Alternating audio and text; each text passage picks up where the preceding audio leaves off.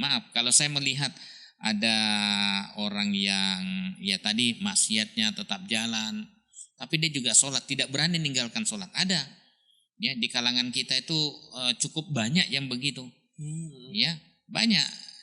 Ya kalau sholat ya ikut sholat, tapi kalau maksiat ya insya Allah tidak ditinggal juga sama mereka. Nah berarti ada pemahaman yang keliru.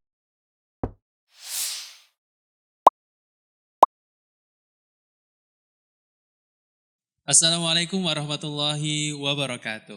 Waalaikumsalam. Sahabat Orasi, berjumpa kembali bersama saya Fikri Madani tentunya dalam Orasi Podcast, obrolan Islami. Dan kali ini tentunya bersama narasumber yang spesial ya, yaitu ada Al-Ustadz Syakir Jamaluddin. Assalamualaikum Ustadz. Waalaikumsalam warahmatullahi wabarakatuh. Bagaimana kabarnya Ustadz? Alhamdulillah sehat. Alhamdulillah. Seperti yang terlihat. Baik sahabat Orasi, kita bakal ngebahas ya tentunya STMJ, bukan susu telur Marujaya. Kali ini dengan tema STMJ, sholat terus maksiat jalan. Waduh, gimana nih Ustadz ya? Masya Allah. Istilah lama tapi tetap update dia. Iya. Silakan Ustadz. Iya, STMJ itu memang ya sudah dikenal lah.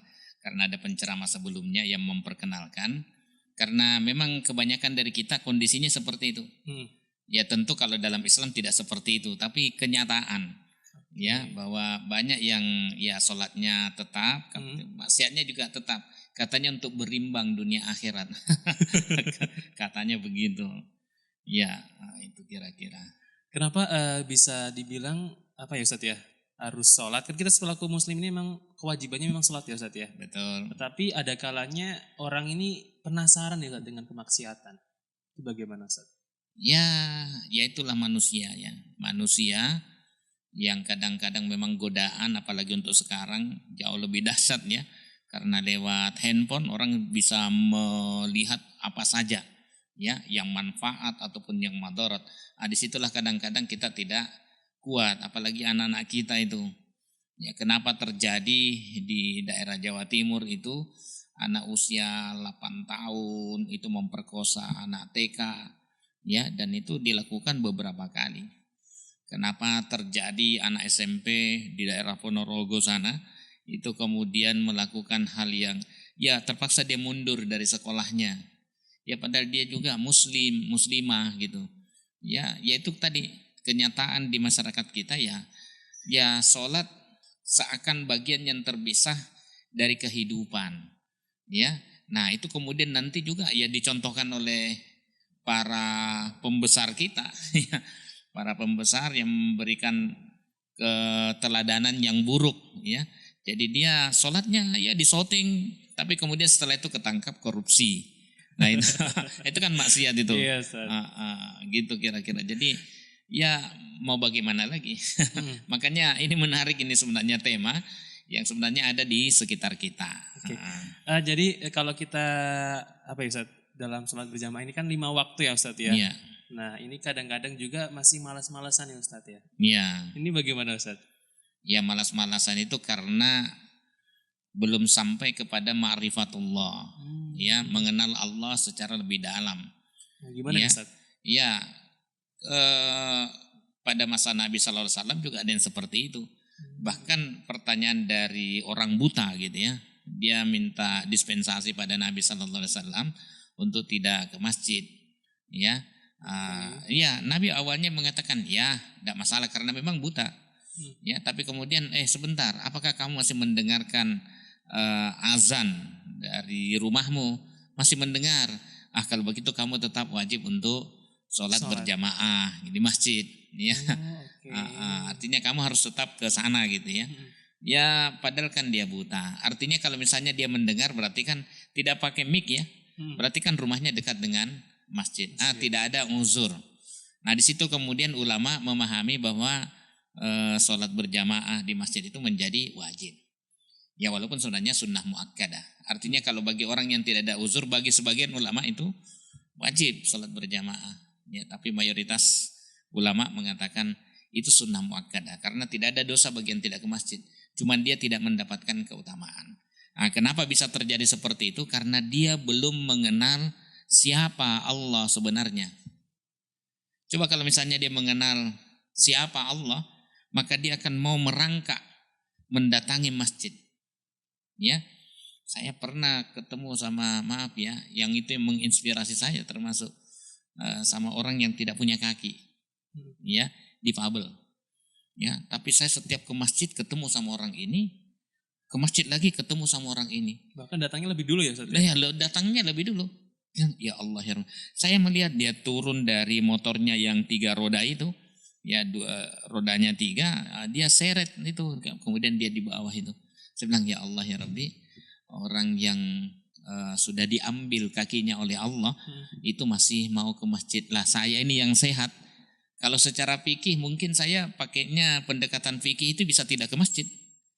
Karena rumah saya agak jauh, ada sekitar 400-500 meter. Lah kalau orang azan tidak kedengaran dengan azan dengan rumah saya. Lah saya kan ada uzur syar'i karena jauh kan. Tapi masalahnya ya dari rumah saya bisa naik motor sekali gas. Apalagi kalau metik ya, kan cuma sekali gas. Ya, itu sudah sampai depan masjid. Lah apa susahnya gitu? Iya betul. Iya kan? Nah gitu. Nah itu masalahnya kita belum begitu mengenal Allah. Ya kalau kita mengenal Allah dan Allah yang menguasai hidup kita, Allah tempat kembali kita, ya pasti akan mau melakukan apapun. Yang penting demi meraih ridhonya Allah. Gitu. Jadi ma'rifatullah itu sebenarnya pembahasan sebelum apa-apa. Ya, jadi mengenal Allah, masalah akidah dulu. Ya, seperti juga ya ibadah itu, akhlak itu kaitannya dengan akidah.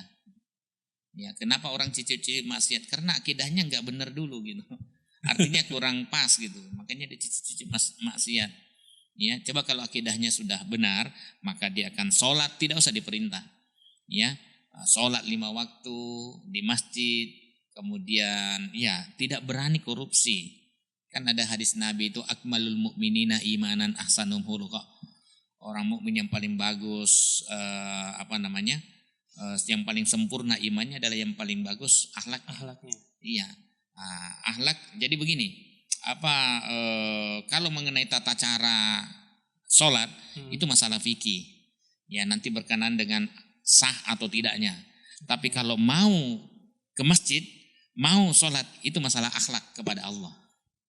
Gitu. Jadi memang harus semuanya dipelajari.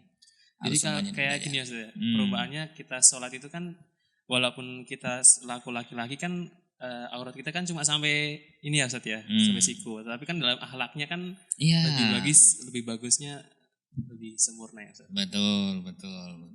Oke, baik sahabat orasi, tentunya masih bersama Ustaz Syakir Jamaluddin seputar STMJ nih, sholat terus, maksiat jalan. Ustaz, kalau kita selaku umat muslim nih diwajibkan untuk sholat 5 waktu, tetapi sholatnya ini bolong-bolong gitu, gimana Ustaz? Iya, ya tidak sempurna dalam melaksanakan kewajibannya sebagai muslim. Kalau bolong-bolong, ya harusnya kan 5 waktu paling tidak itu. Ya ditambah dengan yang sunat, ya harus sunat rawatib, kemudian sholat lail, bagian dari sholat sunat. Yang paling utama itu sholat lail, kemudian ada sholat duha, ya itu.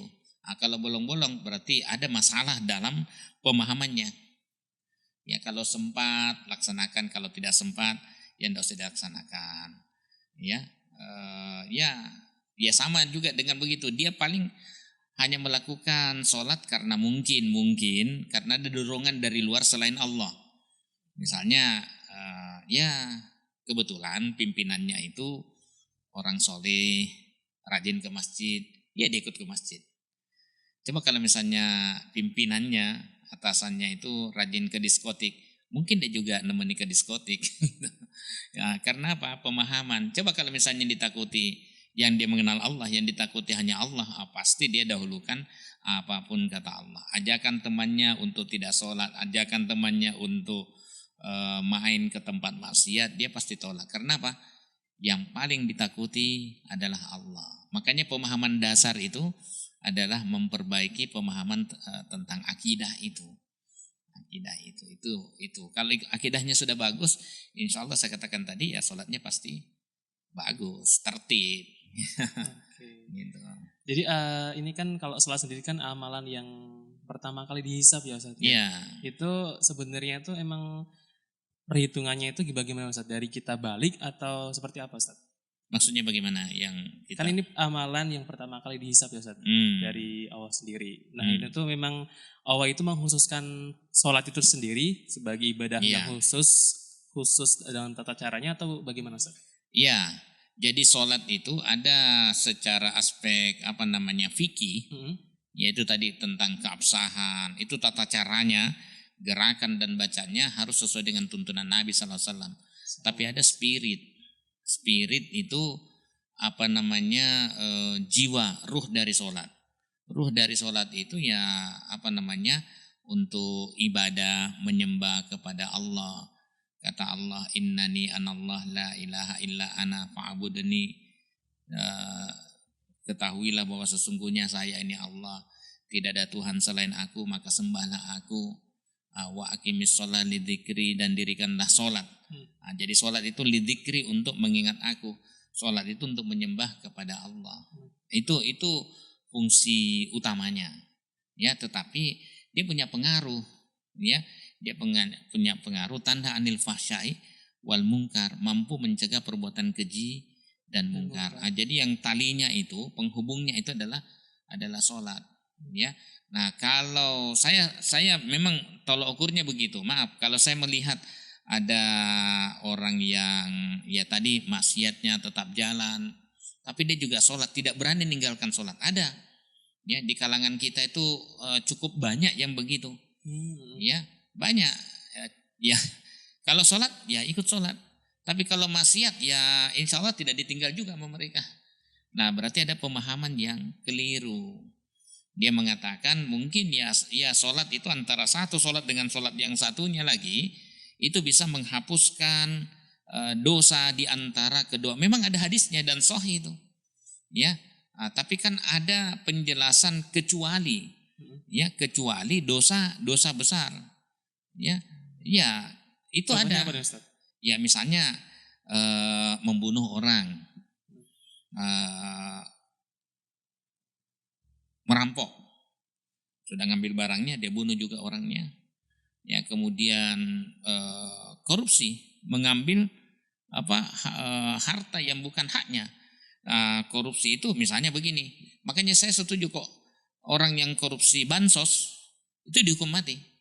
Seperti idealnya itu. Ya, harusnya itu kan sama dengan membunuh rakyat miskin yang seharusnya jatahnya. Tapi kemudian diambil. Ya. Nah, siapa saja yang terlibat di sana ya hukuman mati. Tapi kan dalam prakteknya kan ya tidak. Ya. Berzina. Ya, berzina itu termasuk. Ya. Nah, itu kira-kira.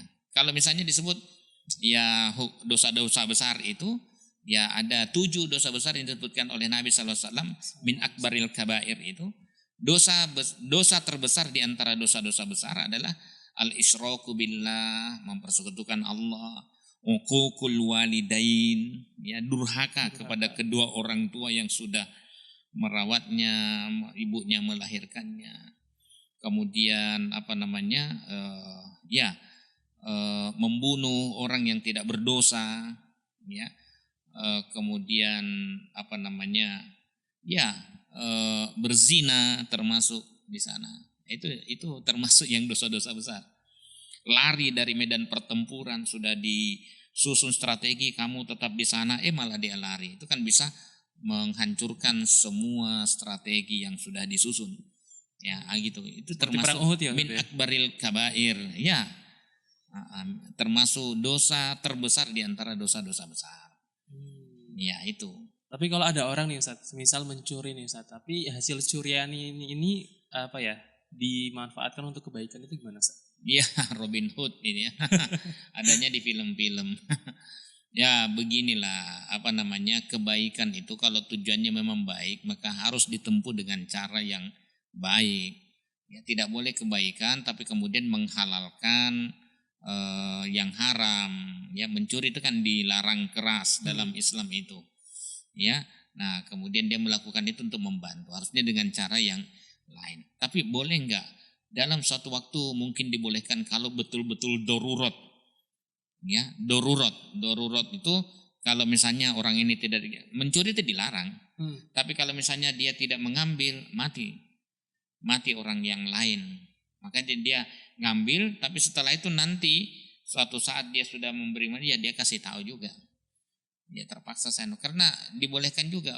Ada pernah kejadian pada masa Umar itu, riwayatnya saya belum cek, tapi terkenal sekali itu, masyhur itu, ya membebaskan pencuri dari potong tangan.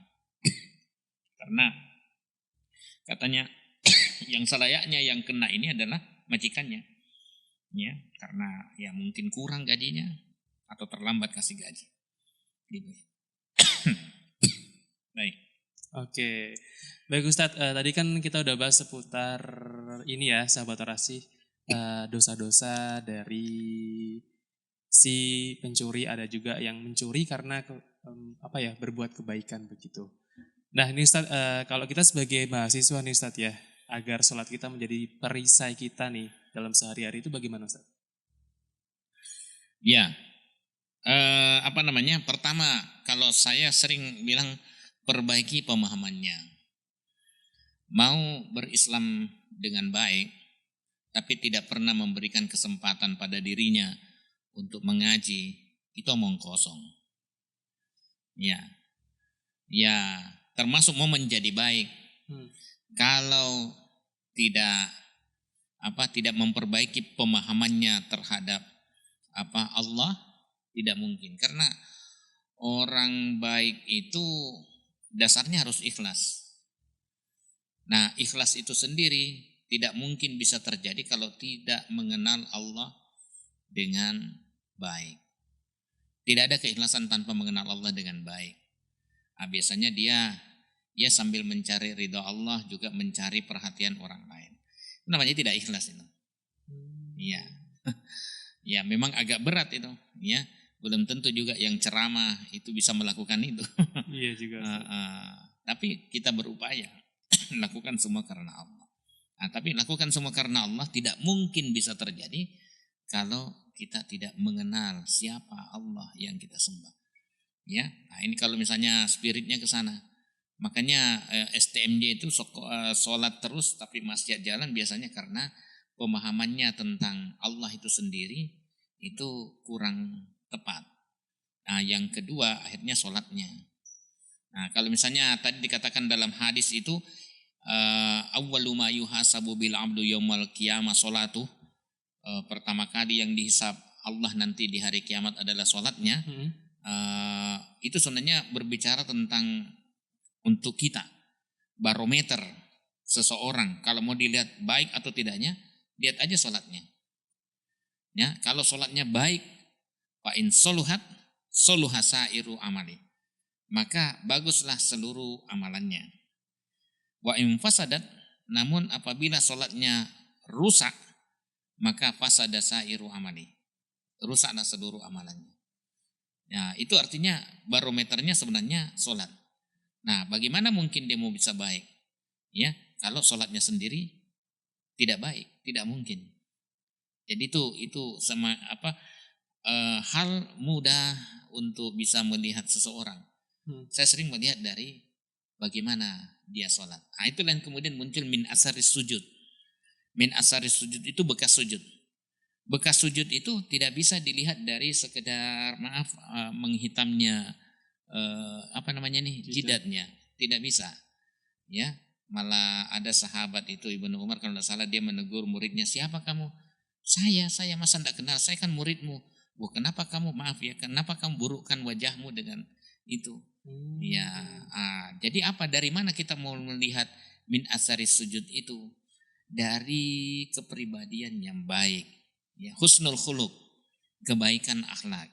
Dari senyumnya yang ikhlas, dari dia membantu orang yang tidak mampu, dia menolong orang yang kesusahan, dia mencegah orang yang berbuat zalim, ya, untuk melanjutkan kezalimannya. Dia cegah dengan cara dia. Ya, nah itu namanya kebaikan. Ya, nah itu yang lebih nyata dibanding daripada hanya sekedar ya min asari sujud itu dimaknai sebagai perubahan fisik pada di sini misalnya menghitamnya. Rasa-rasanya kok tidak ada sahabat yang berpemahaman begitu. Ya sahabat-sahabat itu masih seperti begitu. Nah, jadi wajahnya cerah, ya menjaga hadis Nabi, menyampaikan hadis Nabi. Ya, saya tidak melihat itu. Tapi kalau ada yang memahami begitu ya monggo. Ya, gitu kira-kira. Oh ya Ustaz, kalau ada orang yang Ustaz ya, dia tuh misalnya nih sholat Ustaz, tapi sholatnya itu sering lalai gitu Ustaz, gimana Ustaz? Nggak tepat waktu gitu Ustaz. Ya, kalau tidak tepat waktu, ya berarti juga belum pahamnya belum begitu bagus juga. Ya, harusnya tepat waktu di masjid, ya berjamaah, gitu. Apalagi kan kalau mahasiswa kan di kos sendiri gitu ya Ustaz. Tiba-tiba ketiduran udah bablas gitu Ustaz. Bablas setiap hari, setiap hari atau ini ya. Ya, di samping pemahaman juga ya dikondisikan. Ya, dikondisikan. Dia tidur awal kenapa? Ya, supaya bisa bangun malam untuk sholat. Ya, itu kan bagus ya. Dia tidur awal, jadi dia mementingkan kan kadang-kadang ada sepak bola tengah malam. Begadang. Ya, begadang.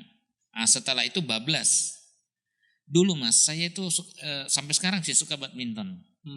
Tapi saya melihat kok badminton kalau malam itu ya tetap bisa bangun subuh, tetap bisa cuman untuk bangun malam itu agak-agak susah. Sekarang saya tidak ada lagi yang badminton malam itu. Ya daripada olahraga tetapi kemudian menjauhkan kita dari Allah. Ya gitu.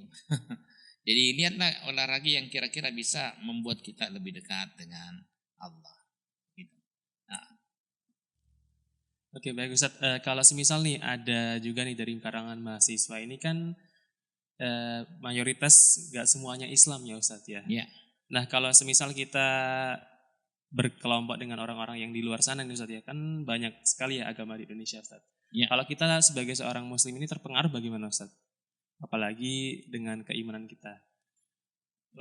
Terpengaruh apa dulu nih? Ini kan kadang kalau kita bergaul dengan orang-orang yang mohon maaf non muslim ya Ustaz ya. Ini kan apalagi ketika jam sholat begitu Ustaz. Agak ada yang mengingatkan gitu Ustaz. Oh, saya pernah ketemu sama orang non muslim itu pas di kapal itu ya. Dia muslim, tapi pada saat jam sholat datang, kebetulan saya musafir kan. Musafir kan saudanya agak boleh mundur ya.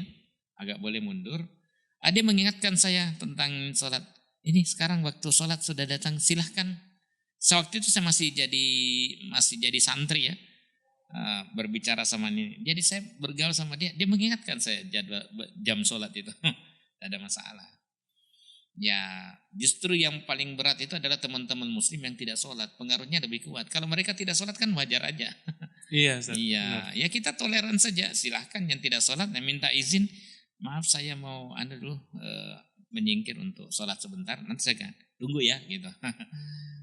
Iya teman saya non muslim juga banyak gitu. Dan kita bergaul baik aja. Tetangga saya dulu depan UMY juga non muslim, kita baik.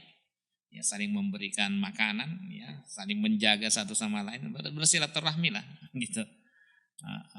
Ada lagi nih Ustaz, ketika misalnya kita nih Ustaz, gak sholat subuh nih, bukan gak sholat subuh, maksudnya kesiangan nih Ustaz ya. Tiba-tiba lupa nih Ustaz, saya udah sholat subuh belum ya? Bangun-bangun tiba-tiba udah jam 9 nih Ustaz. Itu kita harus bagaimana Ustaz? Ya, ada hadis yang mengatakan siapa yang terlupa melaksanakan sholat, maka hendaklah dia melaksanakan sholat saat dia ingat. Hanya itu kafaratnya, hanya itu tebusannya, tidak ada yang lain. Ya, jadi kalau misalnya kapan dia ingat ya laksanakan. Tapi kadang-kadang ada orang yang bukan lupa ya, melupakan sholat. Nah ini parah ini. Ya, melupakan sholat tadi, menganggap enteng tadi. Ya, jadi itu kira-kira yang perlu dibenahi. Gitu. Jadi memang kadang-kadang emang bisa jadi kelupaan atau benar-benar dilupakan ya Ustaz? Ya, yang paling banyak sebenarnya ya dia lupakan itu. Dia tidak sholat. Ya, dia tidak sholat. Itu juga berdosa. Ada yang kadang-kadang mengatakan yang penting saya baik, ya tidak sholat tidak apa-apa.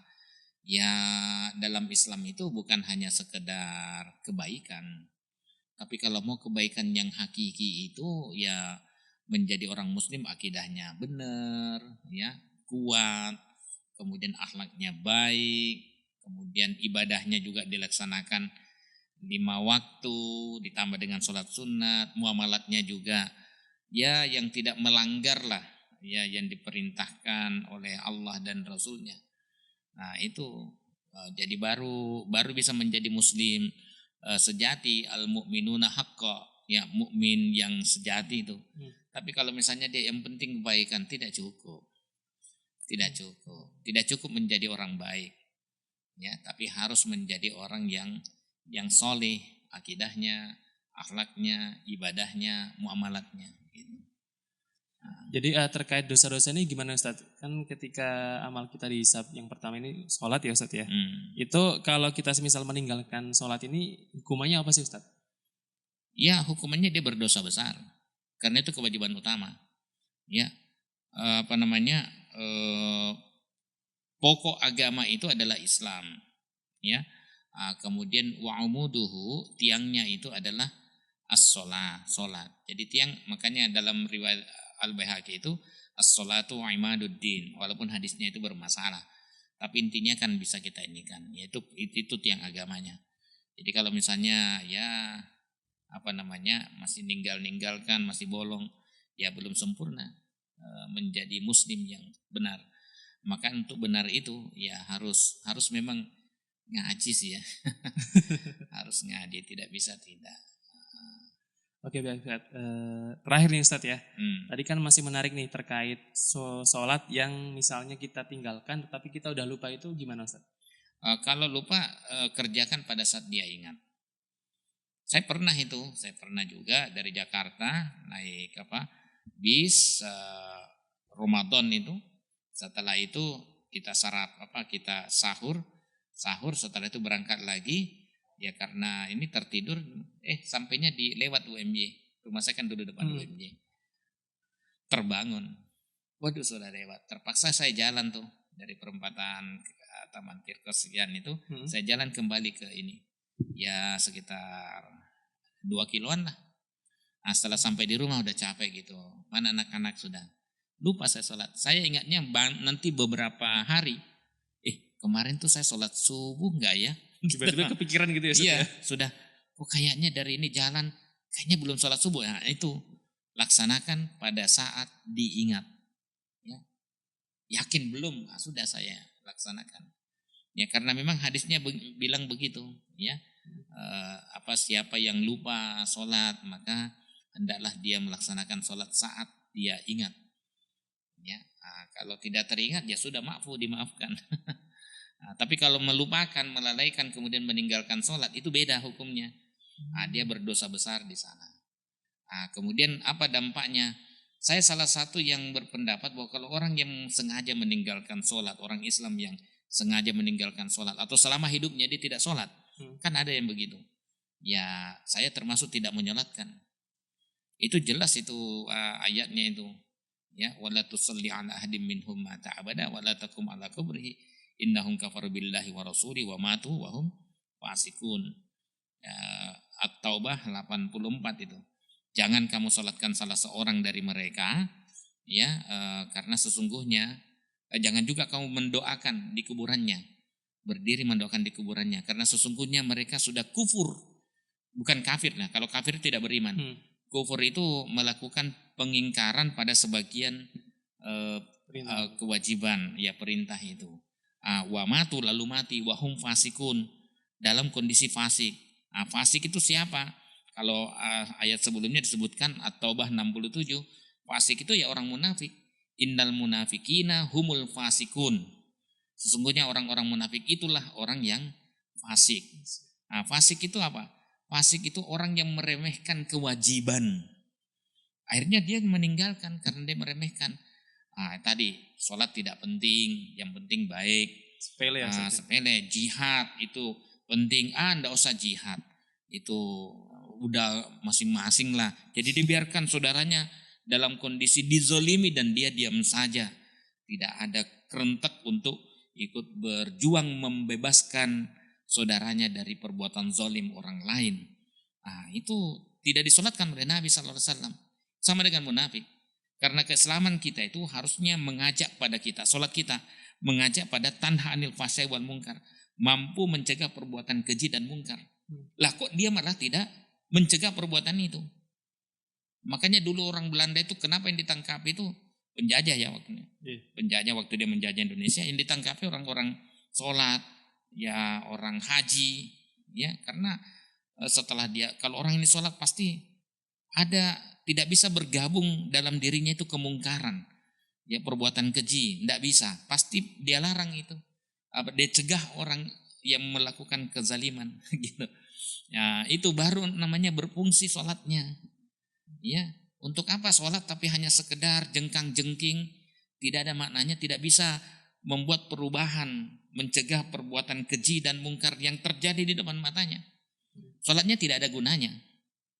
Kalau begitu tidak usah sholat, itu berdosa juga. Gitu. Jadi bukan berarti kemudian kalau begitu tidak usah sholat. Ya berdosa kalau meninggalkan sholat, dan berdosa juga kalau hanya sholat, ya fisiknya saja. Tapi tidak ada manfaat dari bekas-bekas sujud. Sekedar menggugurkan Ya, kewajiban aja. itu. Oke. Baik sahabat orasi, namanya kita sudah di akhir ya Ustadz ya. Ya. Silakan bisa menyampaikan closing statement Ustadz untuk STMJ ini Ustadz. Silakan. Ya, jadi apa namanya? Ya seperti kata Nabi SAW riwayat Tabrani, ya perbaiki sholat. Karena sholat itu akan memperbaiki kehidupanmu. Nah, bagaimana cara memperbaiki kehidupan kita? Ya perbaiki sholat kita. Ya pahami dulu siapa Allah yang kita sembah. Nah, kemudian memperbaiki diri kita, memperbaiki juga orang lain. Ya, nah gitu saya kira. Ya, jadi untuk kita semua, ya tidak ada jalan lain untuk memperbaiki sholat 5 waktu lengkap dan kualitas. Jadi ada namanya aspek fisik dan aspek spirit. Spirit itulah yang membuat sholat kita fungsional. Oke, baik, terima kasih Ustadz Syakir Jamaluddin yang telah menemani kita sahabat orasi di Orasi Podcast episode kali ini. Oke, tentunya sahabat orasi jangan lupa untuk selalu tonton terus video-video kami di Orasi Podcast, di kanal YouTube Orasi Podcast, dan jangan lupa untuk subscribe, like, dan komen di channel YouTube kami.